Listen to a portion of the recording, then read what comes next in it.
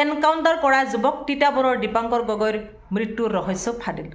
সকলোকে নমস্কাৰ জনাই মোৰ অন্যটি নতুন ভিডিঅ'লৈ আপোনালোকক স্বাগতম জনালোঁ। আশা কৰোঁ আপোনালোক সকলোৱে ভালে আছে। আপোনালোকে সকলোৱে জানে, আমি সকলোৱে জানো, এতিয়া অসমত ধাৰাবাহিকভাৱে এনকাউণ্টাৰ হ'ব ধৰিছে। এজন দুজন নহয়, কেইবাজনো যুৱকৰ আজি এনকাউণ্টাৰ হৈছে। আৰু এনকাউণ্টাৰ কোনে কৰিছে? আমাৰ অসম আৰক্ষীয়ে কৰিছে। কাৰণ তেওঁলোকৰ ওপৰত সন্দেহ জন্মিছে যে তেওঁলোকে আলফা স্বাধীনৰ লগত যোগাযোগ কৰিছে বা আলফা স্বাধীনৰ লগত তেওঁলোকৰ সংসূত্ৰ আছে।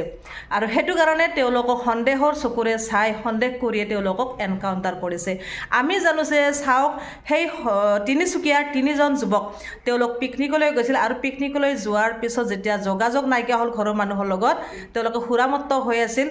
এবাৰ ফোন কৰোঁতে সুৰামত্ত হৈছিল। তাৰে পিছত যেতিয়া যোগাযোগ ছিঙি গ'ল, ঘৰৰ মানুহে সন্দেহ কৰিলে যে ক'ৰবাত দূৰলৈ গৈছিল পিকনিক খাবলৈ। আৰু তেওঁলোকে যিটোকে সুৰামত্ত হৈ আছিল, গতিকে আৰক্ষী বিষয়াক জনালে, কাৰণ ক'ৰবাত কিবা বিপদ হ'ব পাৰে বুলি। আৰু আৰক্ষী বিষয়াই এনেকুৱা ধৰণে তেওঁলোকক বিচাৰি উলিয়ালে। আৰু বিচাৰি উলিয়াই এটা কথা কৈছে, তেওঁলোকে হেনো আলফালৈকে গৈছে বা আলফা স্বাধীনৰ লগত তেওঁলোকৰ যোগাযোগ আছে।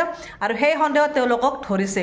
ধৰাৰ পিছত আমি জানিব পৰা মতে সেই তিনিজনকো এনকাউণ্টাৰ কৰিছে।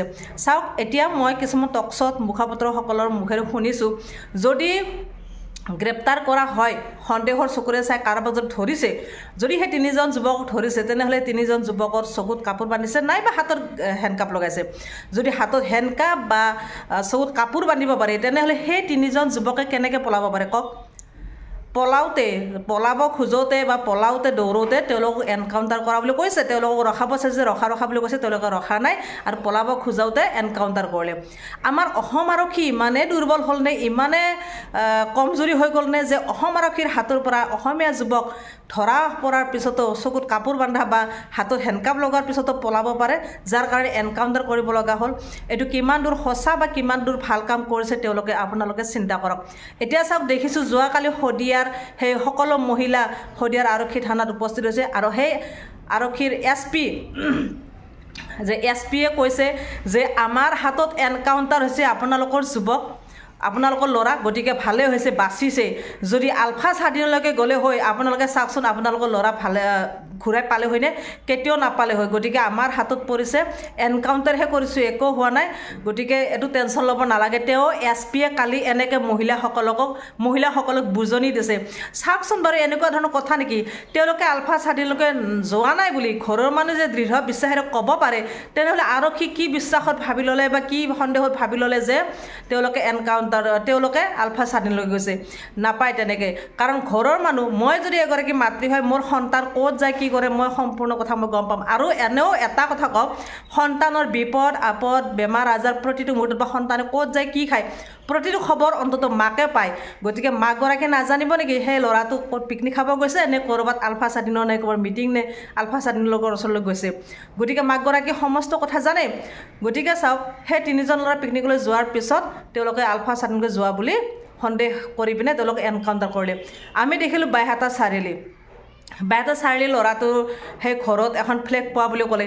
সেই ফ্লেগ পোৱা সঁচা নে মিছা এতিয়া নাজানো, মই মুখপাত্ৰৰ মুখেৰে শুনিছোঁ। যদিহে সেই ল'ৰাজনৰ ঘৰত তালাচী চলোৱা টাইমত হয়তো গাঁওবুঢ়া নহ'লে কোনোবা এজন লগত নিব লাগে। এতিয়া সেই ল'ৰাজনৰ বাইহাটাৰ সেই ল'ৰাজনৰ বায়েকে কৈছে যে যিটো চৌকেছত সেই ফ্লেগখন পাইছে, ফ্লেগখন আমি কেতিয়াও দেখা নাছিলোঁ, কাৰণ চৌকেছটো আমি সদায় খোলা মেলা কৰি থাকোঁ, দেউতাও খোলে, কেতিয়াও আমাৰ চকুত পৰা নাই। আজি হঠাৎ ফ্লেগখন ক'ৰ পৰা আহিল আমি নাজানো। এতিয়া এনেকুৱা সন্দেহ হয় যে ফ্লেগখনে অসম আৰক্ষীয়ে লগত লৈ গৈছিল, লৈ পিনে তাত ওলাই পিনে কৈছে চাওক, এইখন ফ্লেগ আপোনাৰ ল'ৰাই ব্যৱহাৰ কৰিছে, আমি দেখিছোঁ। যদি সঁচাকৈ ল'ৰাটো যদি ফ্লেগখন তাত ৰাখিছে, একদম এইটো পাপ, মানে একদমেই বেয়া কাম কৰিছে, এইটো ক্ৰাইম হয়। তেওঁ সঁচাকৈ বেয়া কাম বা আলফা স্বাধীনৰ লগত যোগাযোগ আছে বুলি আমি ভাবিবলৈ বাধ্য হ'ম। যদি ৰখা নাই, তেওঁ আন কোনোবাই থৈছে বা তালাচী কৰিবলৈ গৈ পিনে এনেকুৱা কাম কৰিছে, নহ'লে বিৰাট ভুল কাম হৈছে এইটো। এতিয়া অসম আৰক্ষী কি কাম কৰি আছে নাজানো। অসম আৰক্ষীসকল এতিয়া এনেকুৱা আছে, যি মন যায় সেইটোকে কৰিবলৈ লৈছে।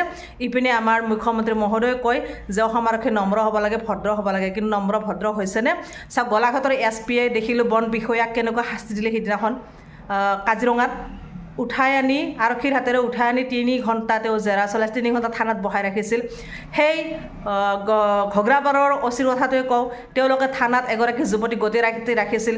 সিদিনাখন দেখিলোঁ চুঙা খোৱা নেকি সেই আৰক্ষীত আৰক্ষী থানাত এগৰাকী মহিলা অচিয়ে ৰাখি থৈছে গোটেই ৰাতি ইমান কুকাণ্ড কৰি আছে অসম আৰক্ষীসকলে ইমান শক্তিবান হৈ গৈছে আমাৰ মুখ্যমন্ত্ৰী কৈছে যে নম্ৰ ভদ্ৰ হ'ব লাগে নম্ৰ ভদ্ৰ হৈছেনে এতিয়া মানে অসম আৰক্ষীৰ ইমানে ক্ষমতা আহি গ'ল হাতলৈ যি মন যায় সেইটোকে কৰে কাৰণ তেওঁলোকে শাস্তি পোৱা নাই তেওঁলোকক আমাৰ অসম চৰকাৰখনে শাস্তি দিয়া নাই যেতিয়া যি মন যায় সেইটোকে কৰি গৈ আছে খালি অসম চৰকাৰে কয় শান্ত হওক নম্ৰ হওক ভদ্ৰ হওক কিন্তু তেওঁলোকৰ বিপৰীতে কেতিয়াও একশ্যন লোৱা দেখা নাই যাৰ কাৰণে তেওঁলোকে যিটো মন যায় সেইটোকে কৰি গৈছে গতিকে এতিয়া চাওক সেই যোৰহাটৰ তিতাবৰৰ ল'ৰাজন দীপাংকৰ গগৈৰ আজি মৃত্যু কেনেকৈ হ'বলৈ পালে দীপাংকৰ গগৈৰ বায়েকে কৈছে যে 4 দিন ধৰি তেওঁক জেৰা চলাই আছে দীপাংকৰক মোৰ ভাইটিক জেৰা চলাই আছে ৰাতিপুৱাই লৈ যায় ৰাতি আহি 11টা মানত ঘৰত থৈ আকৌ পুৱা পানীটো খাবলৈ নাপায় তেওঁলোকে আহি লৈ যায় লৈ গৈ এনেকুৱা ধৰণে জেৰা চলাই কুবাই তেওঁক পংগু কৰি পেলাইছে কুবাই জুৰুলা কৰি পেলাইছে ভৰি হাত লৰচৰ কৰিব নোৱাৰা হৈ গ'ল ভাইটিয়ে ইমান মাৰে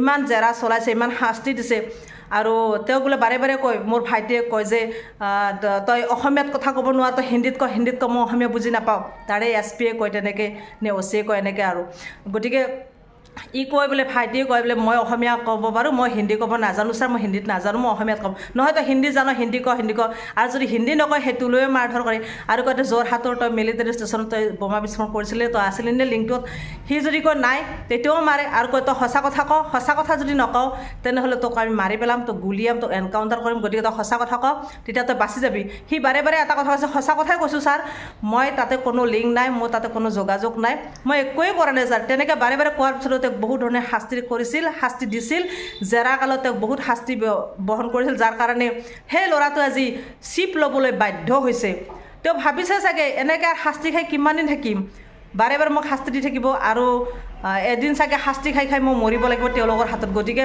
ইমান শাস্তি খাই থাকিব নোৱাৰোঁ শাস্তি সহ্য কৰিব নোৱাৰোঁ হয়তো তেওঁলোকৰ হাতত মৰাতকৈ মই নিজে চিপ লৈ মৰি যাওঁ আজি চিপ লৈ মৰিবলৈ তেওঁ সেই ল'ৰাজনক দীপাংকৰ গগৈক মই কোৱা কথা নহয় দীপাংকৰ গগৈৰ বায়েকে কৈছে যে এনেকৈ ভাইটিক শাস্তি দিলে যাৰ কাৰণে আজি সি চিপ ল'বলৈ বাধ্য হৈছে নহ'লে সি জীয়াই থকা হ'লেও কিজানি আৰক্ষীয়ে মাৰিলে হয় এই কথাটো দীপাংকৰ বায়েকে কৈছে কথাটো সঁচা যিটোকে বায়েকে আজি বায়েকে বুজি পাইছে কিমান কষ্ট ভায়েক নহ'বনে বা মায়েকজনী কিমান কষ্ট কৰি কান্দি আছে কিমান কষ্ট কৰি ডাঙৰ দীঘল কৰিলে আৰু সেই যুৱকজনৰ কষ্টটো কোনে বুজি পায় এগৰাকী মাতৃ বুজি পায় গতিকে তেওঁ নোহোৱা কাৰণে যে ঘৰখন কেনেকুৱা হৈ গৈছে বা মাকৰ অন্তৰে বুজি পাইছে কেনেকুৱা কি হৈছে আজি তেওঁ অবিহনে থাকিব কেনেকৈ গতিকে বহুত কথা আহি পৰে গতিকে মই ভাবোঁ অসম আৰক্ষীয়ে যি কৰিলে আৰু নেক্সট টাইম যাতে এনেকুৱা কাম নকৰে ইমান ক্ষমতা আনিব নালাগে আপোনালোকে হাতলৈ যিটোকে মুখ্যমন্ত্ৰী কৈছে নম্ৰ ভদ্ৰ হ'ব লাগে নম্ৰ ভদ্ৰ হওক ভালদৰে কাম কৰি যাওক আৰু সুস্থ মগজৰে ভালদৰে বিচাৰ কৰি চাওক তেওঁলোকে আলফা স্বাধীনৰ লগত যোগাযোগ আছে নে নাই